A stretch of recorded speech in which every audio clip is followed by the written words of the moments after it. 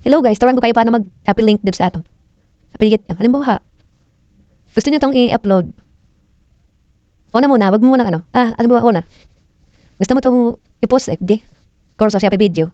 Ang gawin mo, i-share mo to, copy link mo. Tapos punta ka sa Chrome. Tapos pipaste mo yung link.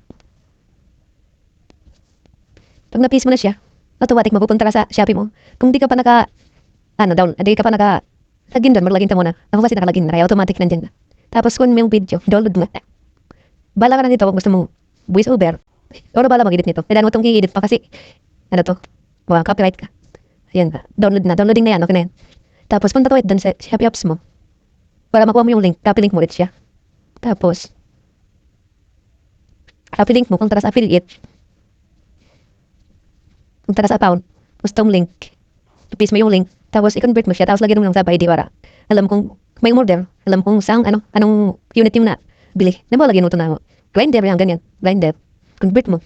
Ito yung link. Ito yung pwede mong ipopost. Ipopost mo na ito sa Shopee, ba? Shopee, kung popost ka. Diba, na-edit mo na yun.